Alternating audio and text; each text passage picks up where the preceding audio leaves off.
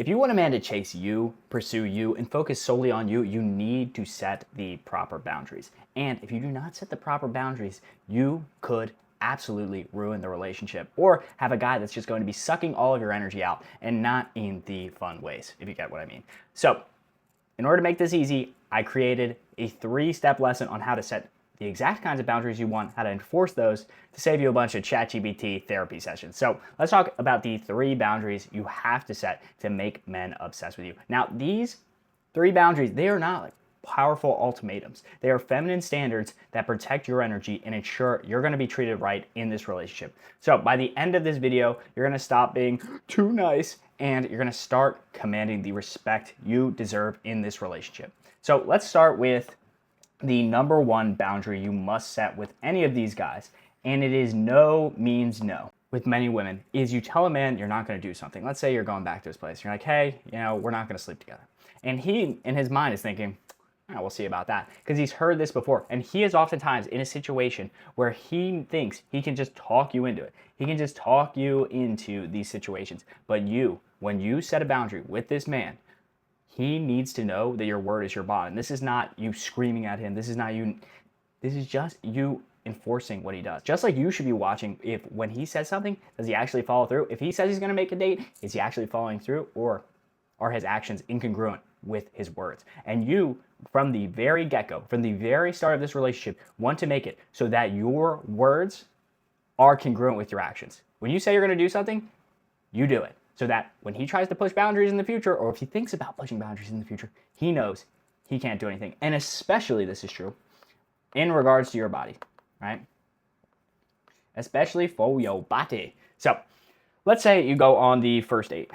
So first date, and truthfully, if you guys watch my videos on marathon dates, you want to have kind of a time box first date. So let's say a first date, we're going to say 1.5 to 2 hours, right?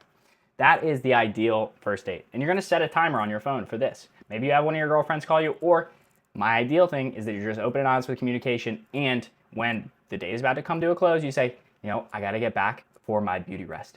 And if he's going to say, oh, no, let's go to a few more places. Oh, no, it's fine. Like, I'll take good care of you. Do not let him persuade you into spending out longer. Because when you set a hard deadline, or let's say even before the day, you say, yeah, I can only be out for 2 hours. I have a big work meeting in the morning.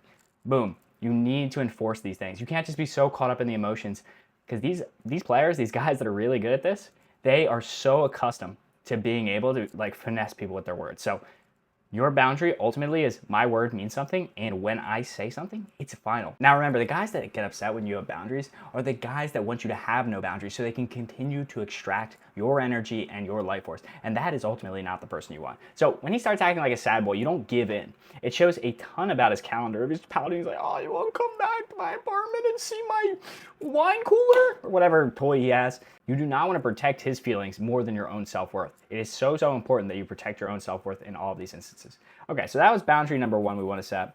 Let's go into boundary number 2. Number 2, and this is proper planning or nothing. Wow, I'm sweating so much up in my room right now. It is probably like 90 degrees here in Philadelphia right now.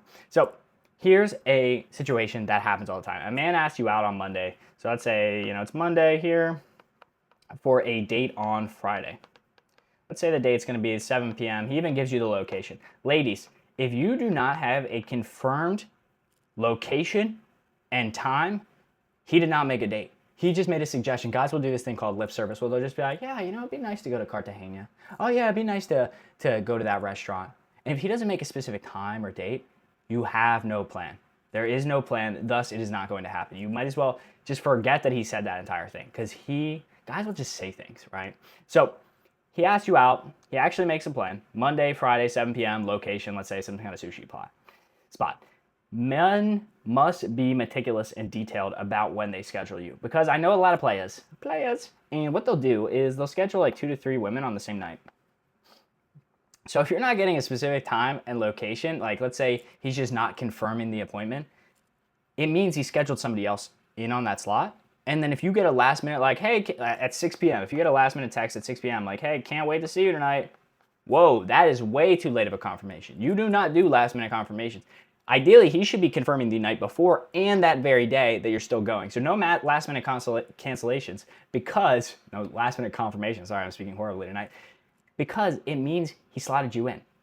You do not want to make assumptions. I know you might be standing by your phone. You're like, well, I mean, he mentioned it on Monday, but he hasn't talked to me all week. Make other plans. Make other plans. Do not be waiting around for this guy to confirm. Because if he does not confirm and you're just left waiting in your apartment or your house with your dogs or cats, that's not the way you want to spend your Friday night, Saturday night, whatever night it is. Do not be texting him, hey, we still good up for tonight? He should be confirming. And if he's not confirming, you cannot go out with a guy that does poor planning process, because this is an indication of how he runs his entire life. People, when they first meet you, are going to act their best. They do not materially get better about these things. Of course, people that have growth mindsets, they can get better, right? But you can't count on that. Usually the person you meet at the very beginning of the relationship is going to be their most charming self.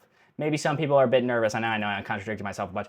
But overall, a guy wants to put his best foot forward. So if he's not planning the date, he's not showing his best behavior, he's not acting properly, you cannot expect any of this stuff to get markedly better. All right, so this boundary really does protect you from men who want to keep you as a backup option while they figure their other plans out. So let's go into number 3. So do not give him girlfriend treatment. I'm going to be cool kid and just summarize it. Girlfriend treatment without being a GF. Right? What are we doing here? So a lot of women, what they'll think is oh, well, if I cook for him, if I do his laundry, if I show him what a great wife I could be, then he's going to want to make me his girlfriend. That is not true. So this is where a lot of people lose the game. You start giving him girlfriend treatment, you start doing all the chores for him, to a man that hasn't really locked in you as his girlfriend. And I want you to wait at least 2 to 3 months, unless you are explicitly his girlfriend, before you even start doing some of these girlfriend level treatments, right? Because a guy that just gets GF treatment for nothing, he doesn't really value it as much. He's like, well, I didn't really have to work that hard. You're not really giving him a reason to lock you down. So guys commit to women they are afraid of losing. Not women they like, or not women that, it's good to have around. Just don't be his free maid or his free chef because you think that you're gonna cook him enough banana bread to get into his heart. That's not how guys commit. So examples, you probably already know these, but cooking for him regularly, staying over multiple nights a week, doing his chores, doing his errands. If anything, you want him to be doing chores and errands for you. Maybe not washing your clothes, but let's say you have a tennis racket, right? And you need to get it restringed. Guys do acts of service for women. Guys will do so much for women when they really like them, Or let's say you're having your time of the month, right? And you tell him this, he should be going and grabbing medicine, grabbing Gatorade, something for you. Because guys show how much they care about you based on how much they do for you. And oftentimes, because they're not that good at expressing their emotions, a guy will look back and say, man, I do a lot for this woman. I must really like her. That's exactly what happens. So do not be outpacing his level of investment. You don't want to be acting like an employee for a company that you haven't even got the job for, right? So do not be giving him boyfriend benefits if he has not committed to you. Now I'm going to give you a bonus 4th boundary that I think you really need to set, and this is not crashing out. Now this is what the kids essentially are calling having a freak out, right? So for no crash out. No crash out. Let me just put that there. Boom, no crash out. So when he tries to trigger you, push your button, say he's liking girls' photos on Instagram, do not go psycho crazy on him. Because guys are a bit like dogs. I know I'm going to get a lot of hate for saying that. They do not understand, if you scream at him, he actually sometimes interprets that as, dang, she really likes me. Because it's guys respond to that intense level of emotion more than they hear the words that are coming out of your mouth. Yeah, you ever seen that? I forget what show it was. It was wah, wah, wah, wah. That's kind of the male brain sometimes when it's going crazy. So what men actually respond to more than screaming, and truthfully, we should never be screaming in arguments. That's another boundary that you want to set is hey, no name calling, no screaming, no picking apart people's insecurities, because people that do that, they really are, not great people. So one thing that guys respond to way more than crashing out is silence. And this is not that you're giving him the silent treatment, right? It's not that you're just you're in the car together and you just kind of go to the mirror and go, That's not the way to do it. It's just when he pushes your buttons, when he gets under your skin, you just want to have a very clear, calm talk with him. Do not be sending him a paragraph message detailing, 5 to 10,000 sentences on everything that he's done wrong. Cool, calm, collected when you talk with him, and give him space to speak. So when you're having, this argument, you want to be silent most of the time. Bring up your concern in a way that's not blaming, and then just let him talk. Because guys respond to silence, and silence makes people very, very uncomfortable, by the way. A lot of people will reveal their hand if you are just silent and you let them talk. So essentially, crashing out and freaking out at him is giving him a ton of energy.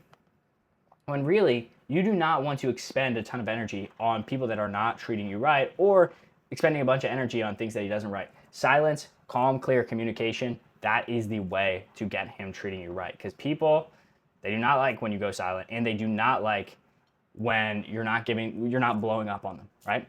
So you want to protect your own emotional energy, because that is precious. That's what makes you good, and that's what makes you great, right? So one important thing about not crashing out is also like to reward his good behavior, so that he feels the absence of that when you guys need to, right? So if he takes you out to dinner, you thank him for the dinner, you become warm and affectionate, and when you guys are having an argument, you're a bit more silent, you're a bit more, clinical, you're understanding his world, and those boundaries will help you significantly in the relationship. So when you set these boundaries from the very beginning, you attract men who are serious about building something real with you, and you repel the ones that are trying to take advantage of your energy, your kindness,